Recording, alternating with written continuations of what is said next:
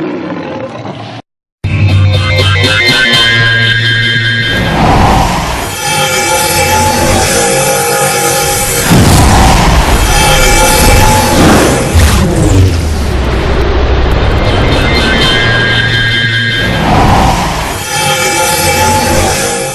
going to talk about the Feast of Dedication today because we are in the season of Hanukkah. This is the season of the feast time for the Israelites. These are the seasons that the Most High deemed to us. We understand that this is a blessing to the children of Israel. All praises. Let's go to Colossians chapter 3, verse 17. Colossians chapter 3, verse 17. And whatsoever you do in word or deed, do all by Hashem, Hamashiach Yahawashi, giving thanks to the Heavenly Father Yahweh. By him, all praises to the Most High. I want to also take us to 2 Timothy chapter 3, and let's start at verse 15.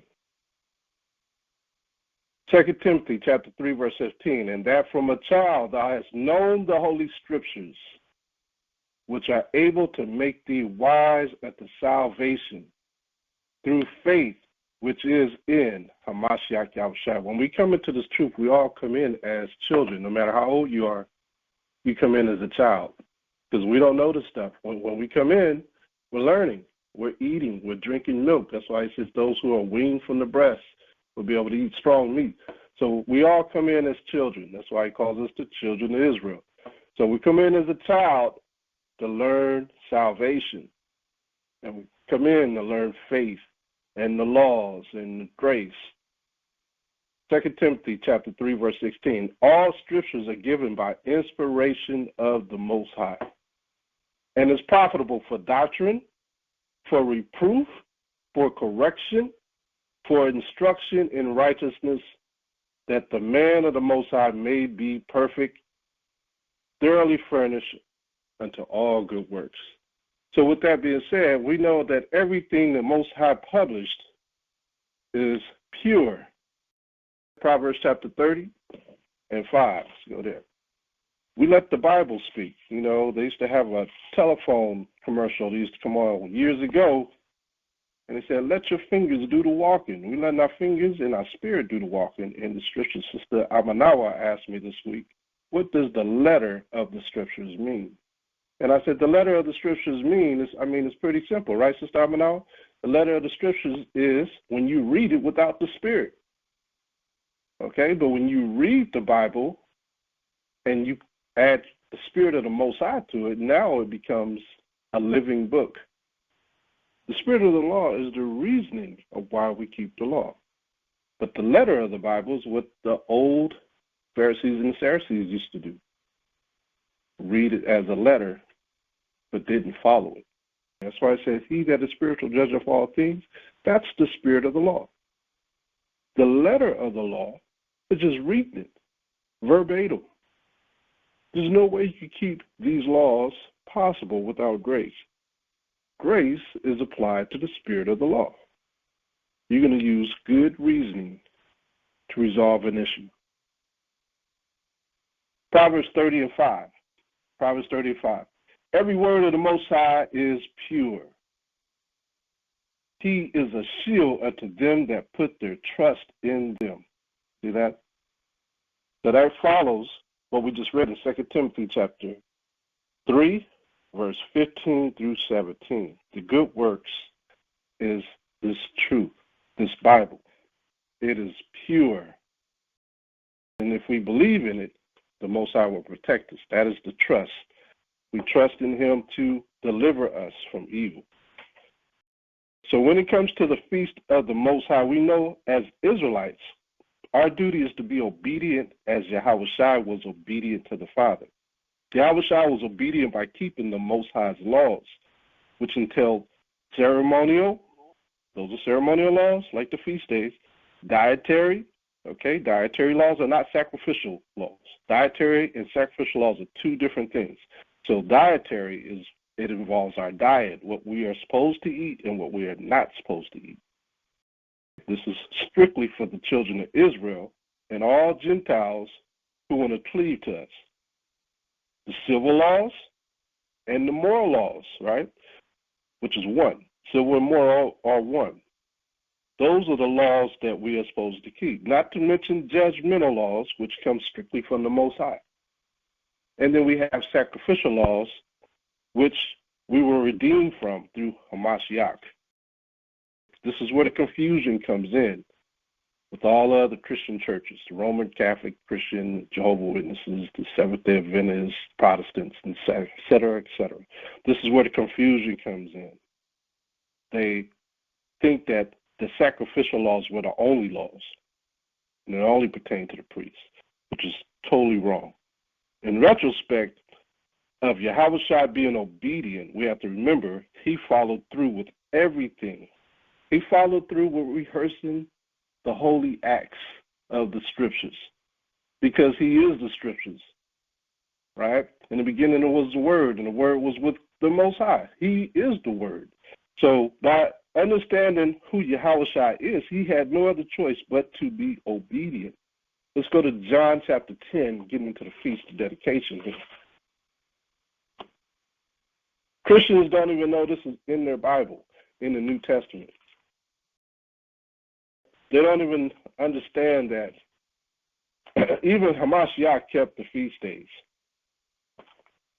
Book of John, chapter 10, verse 22. And it was at Jerusalem, the Feast of Dedication, and it was winter. So in the wintertime, we know we are to keep the Feast of Dedication, which is amazing. Winter is approaching. So the Feast of Dedication always seems to be in autumn and winter. It straddles both. And Yahawashi walked in the temple in Solomon's porch.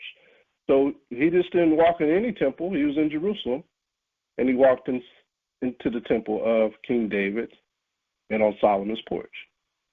So we have to understand that this is the feast day we are to keep. Now, when you talk about Christmas and Thanksgiving and all these things, this comes from the Greeks. Let's go to 2 Maccabees. 2 Maccabees Chapter 7. 2 Maccabees Chapter 7, we're going to go to one verse. Let's go to verse 42. 2 Maccabees Chapter 7, verse 42. And it says, let this be enough now to have spoken concerning the idolatrous feasts and the extreme tortures. Extreme tortures. Now, we understand by reading this chapter, the context is talking about the Maccabean brothers, right, that were killed and tortured. But these extreme tortures also go into us being in the truth and dealing with these idolatrous feasts and all the wickedness that goes on around it. We see all the extreme tortures because every year people die on these feast days. They either get shot down, somebody's mad at each other, they burn their houses down. There's always extreme tortures that go on during this time. There's wars always jumping off during these wicked feasts, but the Most High calls them idolatrous feasts. And with the idolatrous feasts come extreme tortures. We want to keep the feast of the Most High, which is in Leviticus chapter 23. Leviticus chapter 23 speaks on a few feasts that we're supposed to keep. And, I mean, it's not many, right? We call them Sabbath days. But with the feast, you can still eat, you can still cook, you can still do these things on the feast days, although you're still supposed to keep it holy. That's what it means to keep it like a Sabbath. Keep it holy. Leviticus 23, verse 1. And the Most High spoke unto Moses, saying, speak unto the children of Israel, and say unto them concerning the feast of the Most High, which ye shall proclaim to be holy convocations. Even these are my feasts. 6 days shall work be done, but the seventh day is the Sabbath of rest. So he's specifying that the seventh day is different from the other holy convocation. And then he calls the Sabbath day also a holy convocation. Ye shall do no work therein. It is the Sabbath of the Most High in all your dwellings. These are the feasts of the Most High, even holy convocations, which ye shall proclaim in their seasons.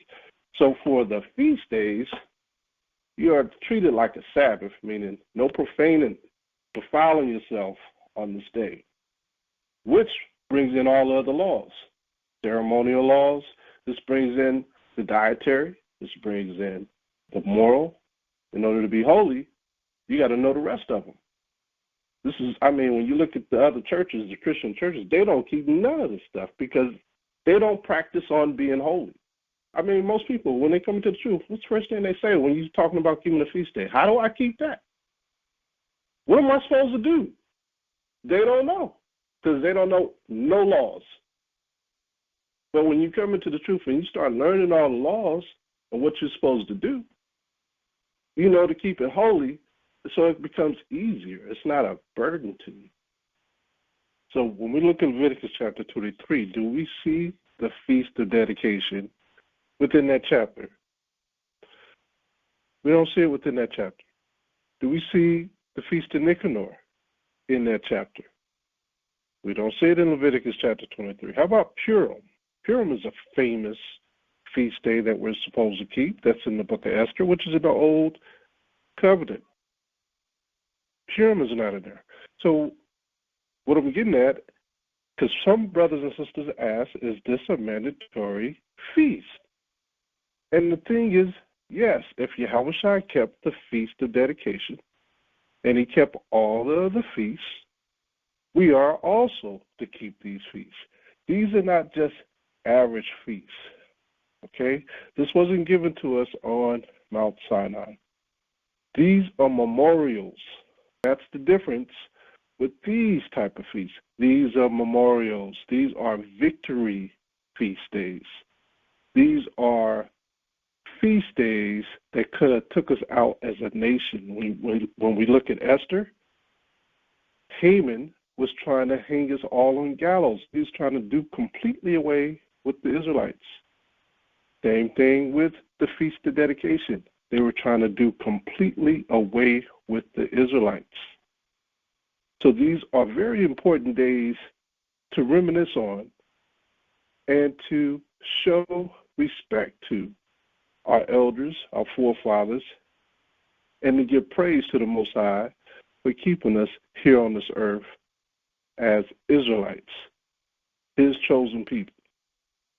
So this is why this is important, that we got to remember these feast days. Again, it's not in Leviticus chapter 23, but these are very and highly important memorial days. They're not high holy days. They are memorial feast days. So if you are an Israelite, I highly recommend that you practice your custom. In the scriptures, Yahawashi kept the Feast of Dedication. So even he kept it, which lets you know that this was important to the Father because he didn't break any of his laws. He was totally obedient. This feast mirrors the Feast of Tabernacles. The only thing different is we don't dwell in booths. Romans chapter 5. Romans 5 and 19. Romans 5 and 19. And it reads, "For as by one man's disobedience many were made sinners." That's Adam. We know that Adam sinned and many became sinners because of him. "So by the obedience of one shall many be made righteous." See that? So who is that? It's talking about Yahawashi. Yahawashi redeemed us from the letter. He redeemed us from death through his grace and mercy. Verse 20. "Moreover, the law entered that the offense might abound. But where sin abounded, grace did much more abound." So, you can't sin if there's no law. So we can't do away with the law because the law entered. It's already in the earth. You're not doing away with the law because remember what he said about the law in Matthew chapter 5, it'll be here to the earth and the heavens disappear. So the law ain't never going nowhere. So when we would sin in the old days, there was no way to get back to the Father. We offended the Father every time because we didn't do it exactly right. Just like today, we got brothers who think they're keeping the law completely right, and they're not when it comes to these feast days. We're all trying to do what's right. But it says, "But where sin abounded, grace did much more abound." By Yahawashi coming into the earth, we have grace. Look at verse 1. It says, therefore, being justified by faith, we have peace with the Most High. Yahawashi brought peace talks. You know, like you see different countries that get together and they have peace talks before they go to war. Yahawashi is that one. He's that mediator. Through our Hamashiach Yahawashi. All praise to the Most High for that. Because there ain't no way we can keep these laws perfect, nor these feast days. Let's start back over to verse 20. Moreover, the law entered that the offense might abound. But where sin abounded, grace did much more abound. That as sin hath reigned unto death, even so might grace reign through righteousness unto eternal life by Yahawashi Hamashiach. All right, so we are nothing without the grace of the Most High through Yahawashi. We couldn't even approach the Most High if we made one mistake keeping the law. But through grace, it is now called what? It was already called a rehearsal, but it's really a rehearsal now. We rehearse the righteous acts. Yahawashi has become our mediator. All right? Romans chapter 5, verse 1 just told us that he is establishing peace conferences with the Most High. Let's read verse 2, Romans 5 and 2.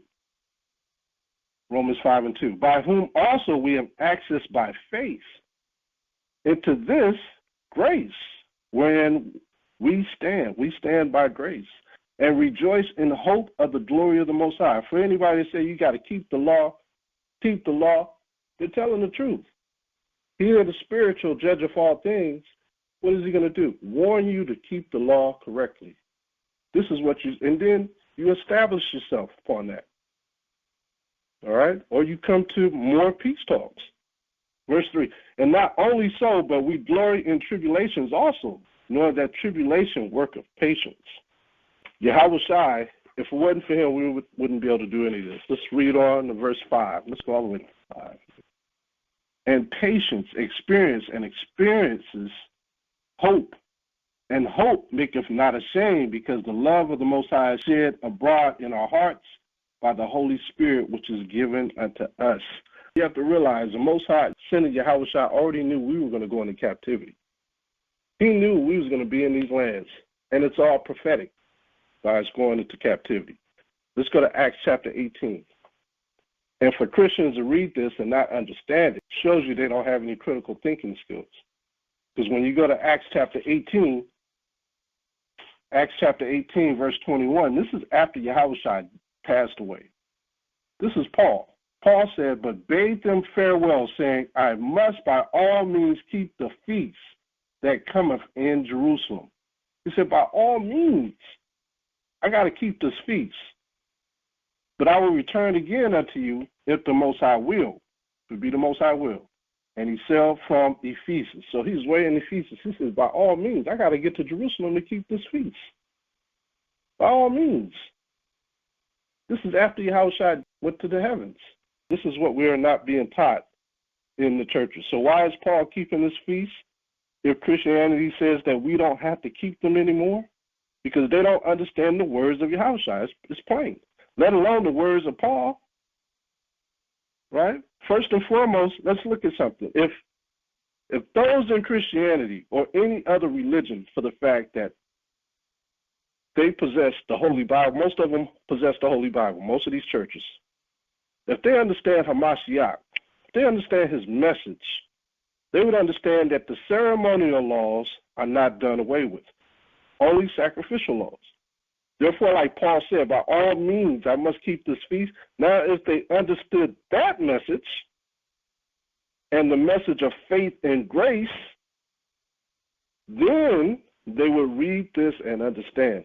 Because, let's go to Exodus 20. They would read this verse right here and really get an understanding. I'm just saying, if they really wanted to keep the words of the book, Exodus 20, verse 8. Exodus 20, verse 8. It reads, remember the Sabbath day to keep it holy. Okay, you guys all know that. 6 days shalt thou labor and do all thy work. We all know that. But the seventh day is the Sabbath of the Most High thy power. We know that. In it thou shalt not do any work, thou, nor thy son, nor thy daughter. They're supposed to already know. Here it is right here. This is the point. Thy manservant, nor thy maidservant, nor thy cattle, nor thy stranger that is within thy gates. That part. If Christians really follow the spirit of the law, they would understand that they have to do the same thing that Israel does, which is keep the Sabbath day holy, which is keep the ceremonial laws. They would see that they would have to submit to the Most High and do what Israel does. If they knew what the letter or the spirit of the letter in the New Testament said. Look at Genesis chapter 12. Genesis 12:1. Now the Most High had said unto Abram, get thee out of the country, and from thy kindred, and from thy father's house, unto a land that I will show you. And I will make of thee a great nation, and I will bless thee, and make thy name great, and thou shalt be a blessing. And I will bless them that bless you, and curse him that curseth you. And in thee shall all the families of the earth be blessed. That falls in line with what we just read in Exodus chapter 20. That goes into Romans chapter 5. That goes into Romans chapter 4 regarding circumcision and the uncircumcised. Just from this passage, you would think they, as the other nations, keep all these ordinances after his chosen people so that they could get blessed too. But at the moment, in this particular time, this is not the case because all the nations are in a world of confusion. There's been a dialogue or a narrative that's gone all over the world, and indoctrination has gone all over the world, and that indoctrination is confusion. And people can't see when they read the Bible. They can't understand it. It's just like the Ethiopian eunuch when he says, how can I understand this unless some man teach me? The confusion starts with others claiming to be us. It starts with that. That's a hoax. That's a ploy.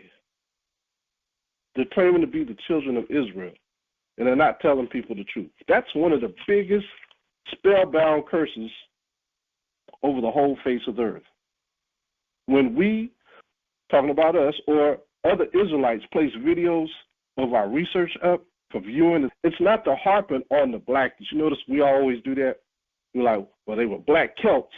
They were black Iberians. They were black Israelites. The Canaanites were black. You know, we harp on that, right? We do that for a reason. There's a spell of confusion over the whole face of the earth. Our job is to break that spell. That spell is called racism. That spell is on all nations, on thinking that Caucasians are the people of the book. That is a spell. People say, oh, no, you don't know something. That's the biggest spell on the earth. People all over the world are in a trance believing this lie that the Caucasians are it. They've all been Edomized, is what we say. We have to overwhelm that spell by driving the minds all the way from the left all the way back to the right so some light of the truth can get in. Then we can begin also to have peace talks through Yahawashi to the Father. I hope that makes sense. There's a huge curse on this earth. And this is the issue with the Bible coming out. This is why we're trying to slander and beat down every single spell that Jezebel has put on the people on this earth. I want to go to 2 Thessalonians. Yeah, let's go 2 Thessalonians chapter 2, verse 7. 2 Thessalonians 2 and 7.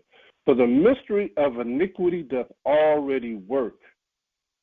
Only he who now letteth will let, until he be taken out of the way.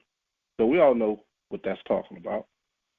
Most of us in the class know who that's talking about. So I just spoke on the Caucasian spell. Right? That's a spell that's all over the earth. We're all trying to be what we were in the beginning when all obeyed the Father, when everyone obeyed the Father. But it's difficult to get to that point because one head is standing up trying to say that they're God. So this is a curse that's gone over the whole earth. 2 Thessalonians 2:8. And then shall the wicked be revealed, whom the Most High shall consume with the spirit of his mouth, and shall destroy with the brightness of his coming. So we know what the mouth is. The mouth is this Bible. The Most High ain't speaking out the sky. The only mouth that the Most High has left for everyone to have is his Bible. And so through the Bible, you're going to find truth. You're going to find out what's going on earth. In Job chapter 9:24, the earth is in the hands of the wicked. If it's not him, then who is he, right? Wicked has changed the face of the judges. I'm just kind of speaking on it, not going to the scripture, right? But just by that alone, we should understand that should be breaking the curse a little bit. Let's go to 2 Thessalonians chapter 2:9. 2 Thessalonians 2:9. Even him, even him. Most I ain't saying who it is. You got to read the scriptures.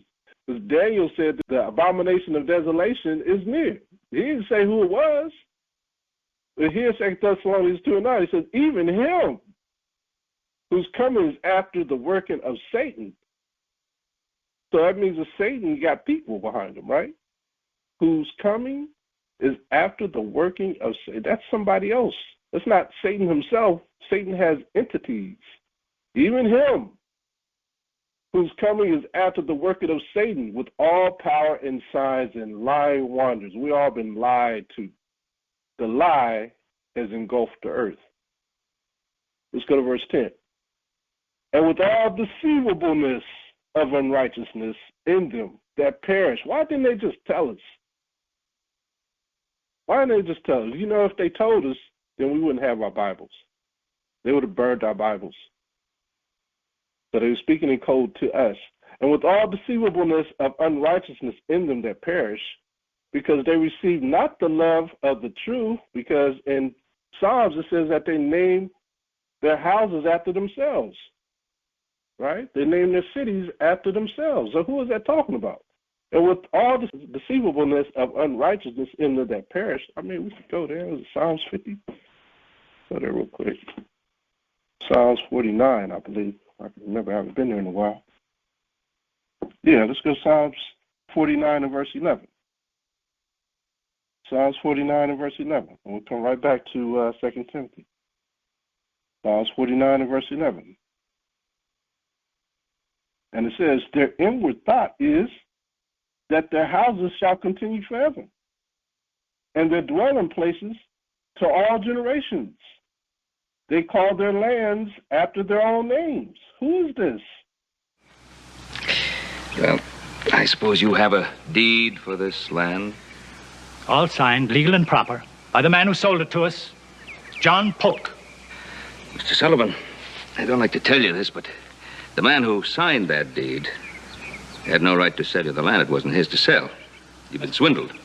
Mr. Polk told us that you'd be coming around claiming something like that. Oh? If it's his word against yours, we're obliged to take his. Then I'm afraid we're in for a little trouble. Will you try putting us off this land and you'll find out what trouble is? Put that rifle down, there'll be no shooting. What about him? Joseph! Now, Mr. Sullivan, I was hoping you'd be a reasonable man. I brought these people a long, hard ways to get here. We fought hunger and thirst, disease and Indians and thieves. We did it all to get a little land that we could settle on. I am a reasonable man, Mr. Cartwright. But I'm not a weak one. I'm not a coward. I'll fight for what belongs to me.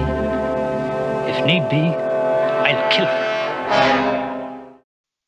Who is this? This is the worst of the heathen. They expect the ruling of the earth to go on forever. I was coming out of the grocery store yesterday, and as I was walking out, I saw a brother out there. I already saw him before I even got out the store. He was trying to get people signed up to vote on the petitions. So I was walking out. The brother said, "Hey, brother, you want to sign one of these so you can vote?" And I turned around real slow, And I said to him, man, I ain't voting in this wicked kingdom, in this Babylonic kingdom. I walked a few more steps, and he turned his whole body to watch me walk. And then I turned around and pulled off my shades. I said, did I say something wrong, something strange? I said, you ain't never heard of Babylon, brother? He said, oh, yeah, I heard of Babylon. I said, well, why you act like I said something strange? He said, brother, that's another discussion. I said, no, it ain't. And I walked off. But he turned his whole body like, so, the whole earth has a curse on it, and you have to jolt them a little bit to wake them up. It's just what we have to do because, like he said, with all deceivableness and unrighteousness, it's in them. It's in them. It says, and with all deceivableness and unrighteousness in them that perish because they receive not the love of the truth. You got to love this truth that they might be saved. And for this cause, the Most High shall send them strong delusion that they should believe a lie. That lie is heavy. That they all might be damned who believe not the truth, but have pleasure in unrighteousness. Now, I just spoke about the unrighteousness. You got to keep these laws. You got to keep the ceremonial laws, and keeping the ceremonial laws, you got to learn how to be holy. So people want to be all in their pleasure. They want to have their liberty to do what they want to do. They want to have a license to sin. They don't want to change. And that's what the Most High is saying. This lie is going to kill everybody. It's going to take out the whole world.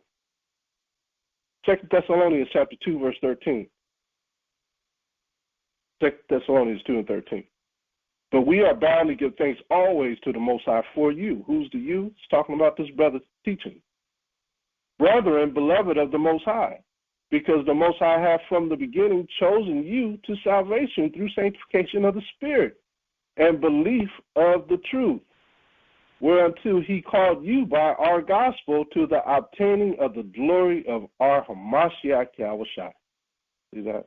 So that's what we're aiming at. The Feast of Dedication, the word in itself tells you to dedicate yourself to the Most High. It's a feast. You dedicate yourself to him. Let's go to 2 Thessalonians chapter 1. One chapter over. 2 Thessalonians chapter 1. And let's read verse 2. Grace unto you. Now, you should understand what grace is. Grace is getting something that you deserve, right? Grace is you working towards something. Keeping the laws and you working towards being sanctified. Grace unto you and peace from the Most High our Father and the Hamashiach Yahawashi. See that? So why grace? Because even while waking somebody up, think about this. While you waking somebody up, right, you don't know how that person is going to behave or act when you give them the truth. They may cause you to sin just by some of the things that they say. It may, people get mad in 5 seconds. They can say something to you that jolts you in 5 seconds. How so? By making you angry. They can cause you to slip back into your old sins, into the old man. And that is not the spirit of the Most High. So this is where the grace comes in. If we didn't have that grace, you could anger the Most High just like that. I mean, look at the Old Testament. Look how Moses angered the Most High. And he was a man of the Most High. He angered the Most High quickly when he didn't perform the circumcision on his son. If it wasn't for his wife saving him, the Most High had anger. He had an angel already there to salute him, take him out. Even on the mountain, when he went up to get the commandments and he saw the children of Israel down there sitting, he had an angel there with a sword ready to take Moses out. So Moses had peace talks with the Most High, and he changed his mind, and he said, hey, I can make a nation out of you, Moses. The peace talks are important. We got to have these peace talks. Do you have a shot? We got to have them because the Most High's anger is just like that. It ain't changed. Most High can get angry quick. Look where we at today. We're in Babylon. How we get here? We had a first-class ticket to Babylon. All of us. We didn't have the best seating arrangements, but the first-class ticket. And they gave us trades. Let the white man tell you. He gave us trades, something that we never had in Africa. Now we're better people, according to him. Verse 4. Verse 4, 2 Thessalonians 1 and 4. So that we ourselves glory in you in the churches of the Most High for your patience and faith in all your persecutions and tribulations that you endure, which is a manifest token of the righteous judgment of the Most High, that ye may be counted worthy of the kingdom of the Most High, for which ye also suffer. So we're going to suffer getting into the kingdom. It ain't going to be an easy walk. Seeing it is a righteous thing with the Most High to recompense tribulation to them that trouble you. There it is right there. You teaching the truth, you're going to be troubled. Some people are going to be nice to you and blow you off, and some people are going to hate you and come into the truth by argument. 2 Thessalonians 1 and 7. And to you who are troubled, rest with us, when the Most High Yahawashi shall be revealed from heaven with his mighty angels. Remember, even Stephen. Stephen was fighting and wrestling with the Israelites. He blew his temper, but he calmed himself down too. And he saw these angels that came to aid him, that we're reading about, 2 Thessalonians 1 and 7. And to you who are troubled, rest with us, when Hamashiach Yahawashi shall be revealed from heaven with his mighty angels. He saw Yahawashi in the heavens. Let's go to Acts 7. Look at Acts chapter 7. Stephen was rough, but he controlled his temper. Acts chapter 7, verse 51. Ye stiff-necked, uncircumcised in the hearts and ears, you do always resist the Holy Spirit as your fathers did. So do you. Don't cut. Which of the prophets have not your fathers persecuted? And they have slain them which showed before the coming of the just one, of whom ye have been now the betrayers and murderers, who have received the law by the dispensation of angels and have not kept it. So he was slapping them with stuff that nobody else would tell them. Verse 54. When they heard these things, they were cut to the heart, and they gnashed on him with their teeth. They was ready to kill him. But he, being full of the Holy Spirit, looked up steadfastly into the heaven and saw the glory of the Most High, and Yahawashi standing on the right hand of the Most High. Let me just read that. The 2 Thessalonians. And said, Behold, I see the heavens open, and the Son of Man standing on the right hand of the Most High. Then they cried out with a loud voice, they didn't care, and stopped their ears, and ran upon him with one accord. Here we are praising the Most High. Here we are saying we see Hamashiach. We know what he looked like. We know what he looked like. And we still catching hell from our family. We still catching hell from the Gentiles. We telling people, this is the truth. Man, I know what he looks like. He got woolly hair. He got brown skin, man. He don't look like that. They fight you on that. That's a curse. That's a lie. Just like they fought Stephen. Same thing. 2 Thessalonians chapter 1, verse 7. And to you who are troubled, rest with us when the Hamashiach shall be revealed from heaven with his mighty angels, in flaming fire, taking vengeance on them that know not the Most High, and that obey not the gospel of our Hamashiach Yahawashi. When you look at that verse we read in Acts chapter 7, what do you think is going to happen to them? What do you think if Yahawashi was coming back at that time, what would have happened to them? They would have all been killed. 2 Thessalonians 1 and 9. Who shall be punished with everlasting destruction from the presence of the Hamashiach and from the glory of his power, when he shall come to be glorified in his saints and to be admired in all them that believe, because our testimony among you was believed in that day. See that? So we have to dedicate ourselves. This is serious business. This is why the Feast of Dedication is important. It's more than just a feast. It's a belief. We got to believe, right? Let's go to Romans chapter 4. Romans chapter 4, verse 20. Now, this whole chapter is about circumcision and grace. and Abraham, right? Because he is the father of circumcision.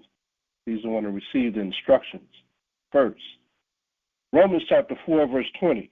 He staggered not at the promise of the Most High through unbelief. We just read in 2 Thessalonians chapter 2 that unbelief is going to kill many. But Abraham staggered not at the promise through unbelief.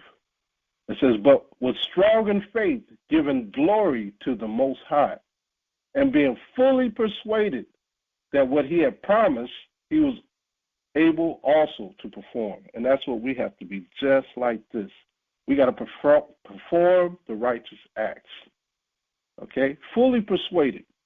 And therefore it was imputed to him for righteousness. This because he believed. He believed fully.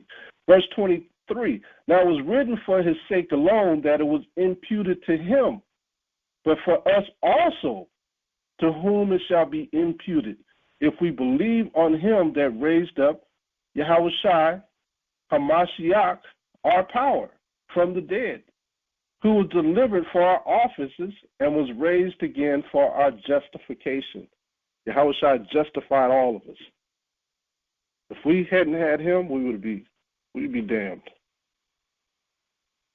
I want to take you to 2 Maccabees Chapter 1, because this is going into our heritage, right, about the Feast of Dedication. 2 Maccabees Chapter 1. Now, I want to give you a spill real quick on what this whole Feast of Dedication, how it began. It began with a little history, and this history has been lost to a lot of our people because they don't even know the Apocrypha exists, a lot of our people, let alone believe that it's part of the Bible. But the Greek captivity is not in the other Bible. It talks about the prophecy of the Greek captivity in Daniel chapter 8, but it doesn't go into the Greek captivity until we get to the Apocrypha. In the Apocrypha chapter 1, just to give you a foundation on who these Greeks were, we're going to read chapter 1 from 1 to verse 13 so you have a foundation of who these people were. And it happened after that, Alexander, son of Philip, the Macedonian, who came out of the land of Chittim, which is Japheth's land, had smitten Darius, king of the Persians and Medes, and that he reigned in his stead the first over Greece. Now remember, I told you about the Edomites went into Macedon. Okay? And you can read the book of Esther to see that Haman had allies in Macedonia in the book of Esther, mainly the second book of Esther, which is in the Apocrypha. He was setting up shop, getting ready to take down the Persians and the Medes. Verse 2, and made many wars and won many strongholds and slew the kings of the earth and went through the ends of the earth and took spoils of many nations, insomuch that the earth was quiet before him. That's fear. For the earth to be quiet before him, that is what you call fear. Whereupon he was exalted, and his heart was lifted up. And he gathered a mighty strong host, and ruled over countries and nations and kings who became tributaries unto him. And after these things he fell sick, and perceived that he should die. Wherefore he called his servants, such as were honorable and had been brought up with him from his youth, and parted his kingdom among them while he was yet alive. How it started with Alexander the Greek. That spirit is going to come onto the Antichrist. So Alexander reigned 12 years and then died, and his servants bare rule, every one in his place. And after his death, they all put crowns upon themselves. Nobody voted. They just put crowns upon themselves because they were the sons. So did their sons after them many years, and evils were multiplied in the earth. So with this first Caucasian nation, the Edomite nation, mixed with Japheth, their army conquered the whole earth. Okay? This same narrative is spoken of, like I said, in Daniel chapter 8 as a prophecy. The saviors at this time for our people were the Maccabees. Okay? And that's what we're reading about right now, the book of Maccabees, right? But the Most High always sets up saviors when it comes to his namesake. Verse 10. And there came out of them a wicked root, Antiochus, surnamed Epiphanes, meaning God on earth. Look at that. Son of Antiochus, the king, who had been a hostage at Rome, and he reigned in the 137th year of the kingdom of the Greeks. In those days went there out of Israel wicked men who persuaded many. See that? So we had wicked men of our own people who went to the heathen. We got that today. Look at the wicked men that we have today who are siding with the enemy.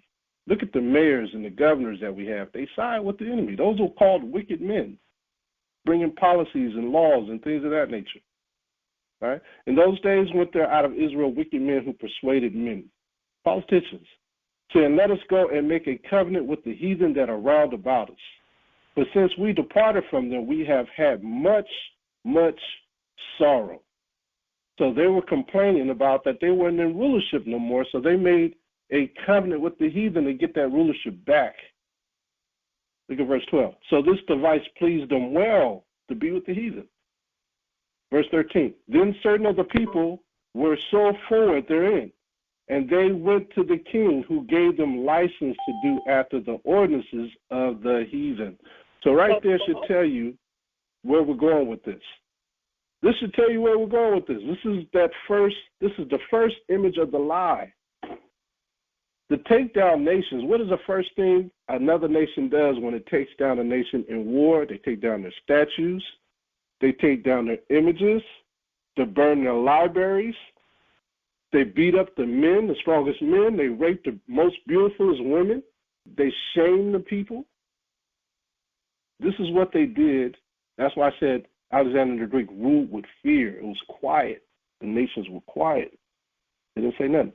We see that with today. When America went over to Israel today, when they went into war with Gaza, didn't nobody say nothing about the Americans coming over there. The Arabs didn't raise up. Nobody raised up. Everybody quiet. Everybody in fear. Same thing. This is how Alexander came in, and this is how the Maccabees, the Most High, gave them power to fight against these enemies. This great foe, this Goliath, the Most High set up a little David through the Maccabees to fight against him. So for our people today, reading this book, how would they know that this connects with them? We have to go to the book of Job, chapter 8 and 8. And this is what we tell our brothers when they first wake up to the truth and they hear stories like this, because this is a true story. This is a true documentary. Right? Job chapter 8, verse 8, it says, for inquire, like the inquirer. For inquire, I pray thee, of the former age, and prepare thyself to the search of their fathers. We have to search for our great-great-great-grandfathers. And this is what you see a lot of us doing today, bringing forth all this truth, all this information, all this history to prove to you that we are those people.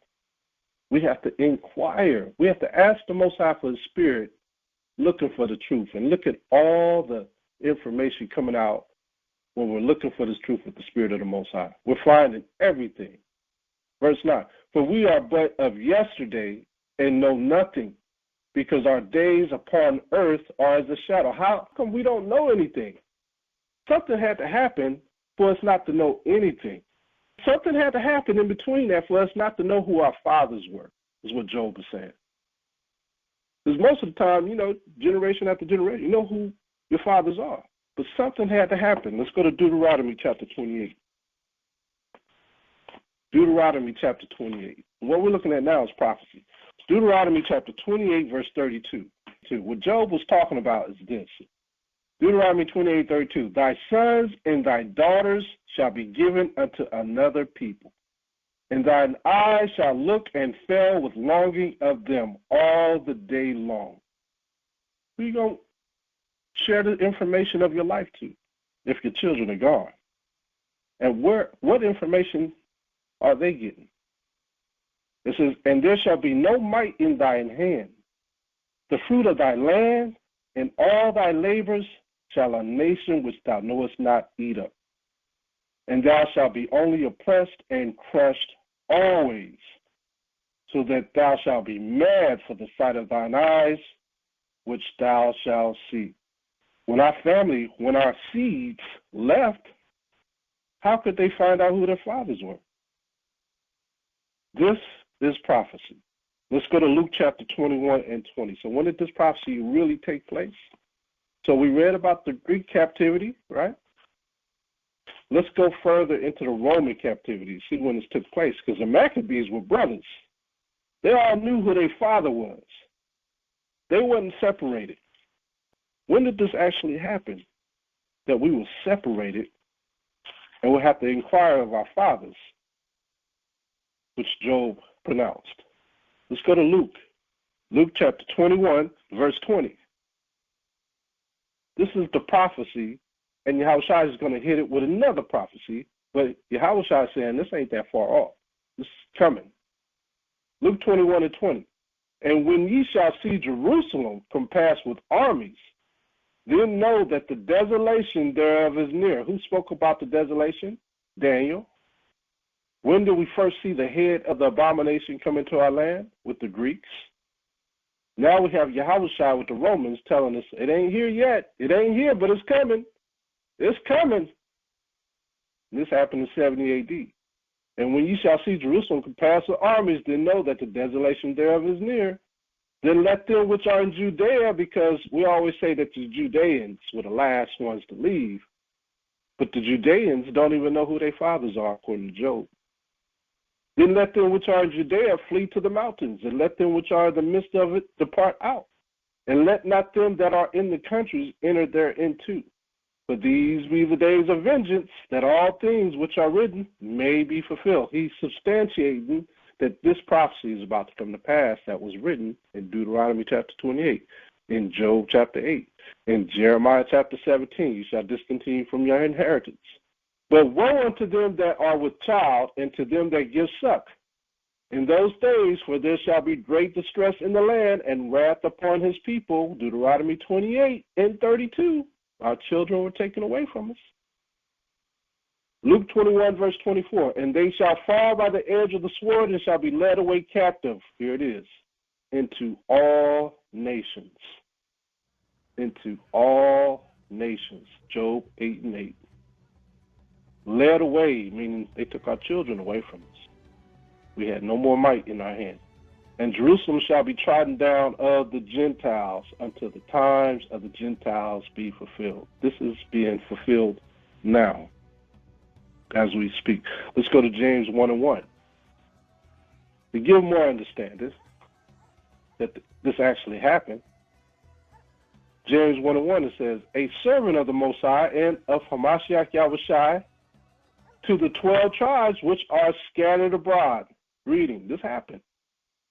So we were scattered abroad into diverse temptations, into idolatrous nations who kept idolatrous feasts, which we are doing now. A lot of us are celebrating right now. So you constantly got to deal with the sufferings of being in the truth. So these things, they happen. We have to check the history books. We got to always check the history books to see what else happened during these times. Where were we? Like brothers are finding out that we was in Africa. We was in Spain. We was in China. We was in Japan. Okay? We was in India. We was in America. We got to check the records. So now let's see when the abomination entered our temple during the time of the Maccabees, because, like I said, the head poked up back during the time of the Maccabees, of the Greeks, the Edomites.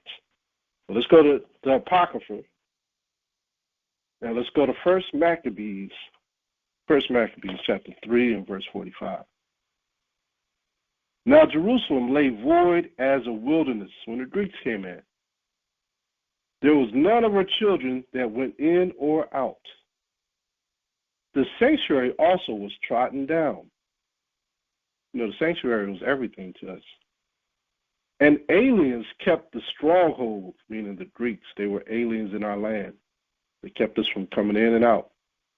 The heathen had their habitation in that place. And joy was taken from Jacob. And the pipe with the harp ceased. Our land was taken from us right there. So that should tell you a lot about during the times of Yahawashi. Now you should understand why Thessalonians and Timothy and Ephesians, why they were speaking in code. They had a stronghold on our land. The aliens kept a stronghold. Verse 46, wherefore the Israelites assembled themselves together and came to Massah over against Jerusalem. For in Massah was the place where they prayed aforetime in Israel. Then they fasted that day and put on sackcloth and cast ashes upon their heads and rent their clothes. They were praying to the Father. And laid open the book of the law, wherein the heathen had sought to paint the likeness of their images. How dare them? So this is what happened, and this is how the lie was established all over the earth. It began here. This was their mission, to destroy our records, to destroy our heritage, not to ever mention us as being Israelites, to take us into captivity. This is where it all started, right here. Let's read the 53. They brought also the priest's garments and the first fruits and the tithes. And the Nazarites they stirred up, who had accomplished their days. Then cried they with a loud voice toward heaven, saying, what shall we do with these? Talking about these garments. Who got our garments now? The Roman Catholic Church. The Nazarites were crying, what shall we do with these?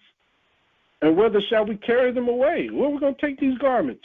They're all polluted, defiled. Verse 51, for the sanctuary is trodden down and profane, and the priests are in heaviness and brought low. And lo, the heathen are assembled together against us to what? To destroy us. That's never left their mind. Remember what Esau said? As soon as my father die, I'm going to destroy Jacob. I'm going to kill Jacob. This is the same saying. And lo, the heathen are assembled together against us to destroy us. What things they imagine against us, thou knowest. We still don't know what they're thinking against us. We just see it. We see the aftermath. So if you don't know who your fathers are, how would you know that this is talking about you? This is the curse that we have to destroy with the Most High's help while Yahawashi. This is the curse. Let's go to 2 Maccabees Chapter 6. There's nobody else calling themselves the Israelites, all 12 tribes. There's nobody else on earth but us. There's nobody else talking about that Yahawashi is black. We're the first ones to bring that out. Ain't nobody else been bringing that out. Or the Israelites are black, or that we're supposed to keep his commandments. You know what I mean? Ain't nobody else doing that but us. 2 Maccabees Chapter 6. 2 Maccabees Chapter 6, verse 4. For the temple was fouled with riot and revelings by the Gentiles, who dallied with harlots. They thought our temple was a hotel. And it had to do with women within the circuit of the holy places. And besides, that brought in things that were not lawful. The altar was filled with profane things which the law forbiddeth. Yeah. Neither was it lawful for a man to keep Sabbath days or ancient feasts. So who told us not to keep the ancient feast days? It was the heathen. Neither was it lawful for a man to keep Sabbath days or ancient feasts, to profess himself at all to be a Jew. Now, just a little critical thinking here. Verse 6 and verse 5. Look at those two. Verse 5 is talking about our temple, right? Verse 6 is talking about, okay, if we don't have a temple or we're scattered, our brothers and sisters were still keeping the Sabbath days. They were still keeping ancient feasts. They were still calling themselves Jews. But when you came around that land, they told us not to even call yourself a Jew or any territory that the Greeks had. Remember what we read in 1 Maccabees Chapter 1, verse 1? Alexander the Greek conquered many lands. So all those different lands he conquered, we couldn't go in there professing to be a Jew. We couldn't say that we keep the Sabbath days. Any of those territories, which was a lot of territory, we couldn't profess any of that. So not only did our sons and daughters get taken away from us, we had to forget our heritage. We had to discontinue from our heritage, like Jeremiah chapter 17 said. So our temple was profane, but guess what? It was eventually restored for a little while.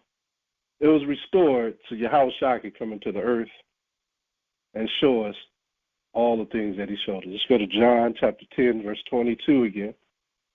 John 10:22, and it was at Jerusalem, the feast of the dedication, and it was winter. And Yahawashi walked in the temple in Solomon's porch. So we know the Romans came after the Greeks, so the temple was restored. See that? Yahawashi went into the temple. It was there for Hamashiach. Everything was rebuilt for Hamashiach. Everything dealing with the Pharisees, the Sadducees, the kings, the priests, everything was restored for that small purpose, just for Yahawashi to come into the earth and do what he did. Think about that. Everything, the Most High created a whole land, restored a whole area just for his son to come into the earth and then have it destroyed again. Think about that. All praise to the Most High. All right, and with that, I'm going to end this class, and we are going to continue this next Shabbat. Be the Most High willing. We're going to say the Most High's prayer. Let's stand and face the east. Hallelujah.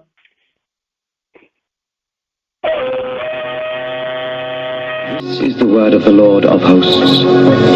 I took you from the pastures and from following the sheep to be prince over my people Israel. I have been with you wherever you have gone and have destroyed all the enemies in your path. I will make you a great name among the great ones of the earth. I will assign a place for my people in Israel. There I will plant them, and they shall dwell in their own land.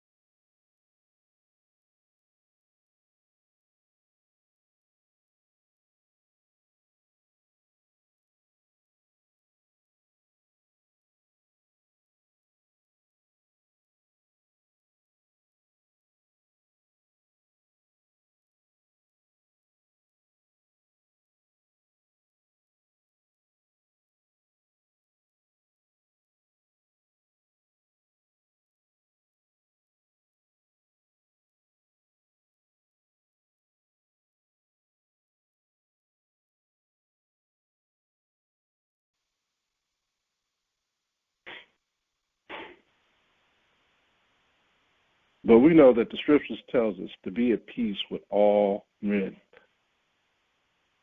That takes precedent over everything. We've always been at peace with all men, unless we were going to war. That's when the Israelites were not at peace with all men, because we had to establish the Most High's. We had to establish the Most High's kingdom on earth.